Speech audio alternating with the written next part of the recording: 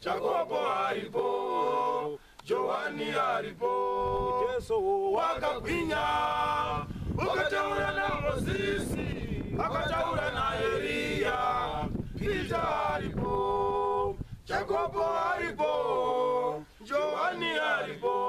vakashamisa Peter, vakashamisa nyama, vakadai huku kunoshamisa kwasho, vakashamisa Peter, vakashamisa nyama, vakadai huku kunoshamisa kwasho, vakadai huku kunoshamisa kwasho, vakadai huku kunoshamisa kwasho, vakadai huku kunoshamisa kwasho, vakadai huku kunoshamisa kwasho,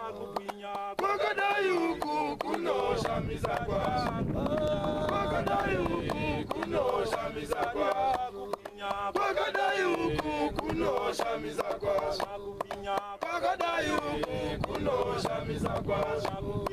vakadai huku kunoshamisa kwasho, jamana chienda chaita na pakutsoka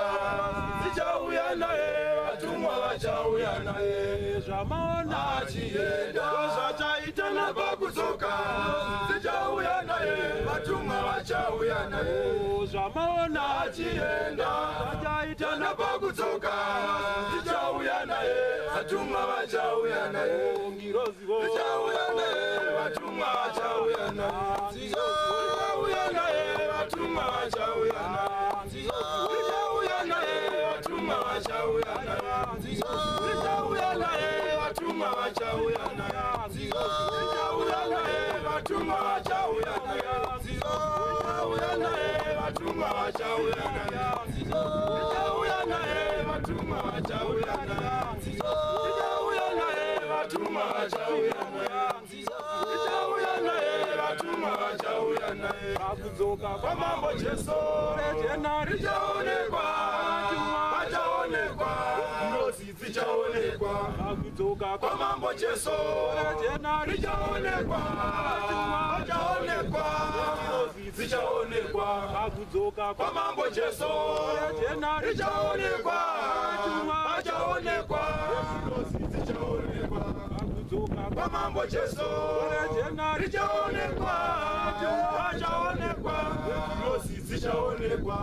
Jesu wakagwinya, wakataura na Mozisi, wakataura na Elia, Peter aripo, Jakobo aripo, Johani aripo, Jesu wakagwinya, wakataura na Mozisi, wakataura na Elia, Peter aripo, Jakobo aripo, Johani aripo, vakashamisa Peter, vakashamisa nyama, vakadai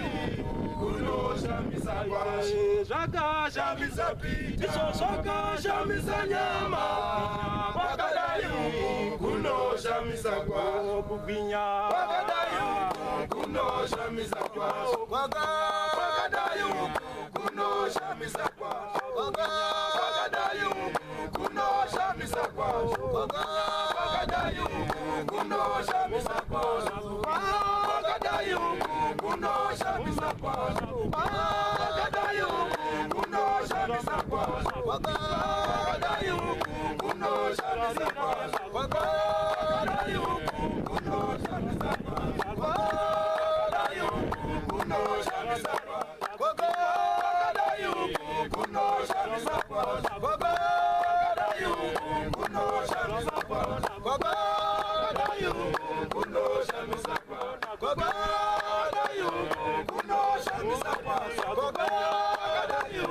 kunoshamisa kwasho, vakadai kunoshamisa kwasho, vakadai kunoshamisa kwasho, vakadai kunoshamisa kwasho, wakagwinya, wakataura na Mozisi, wakataura na Elia,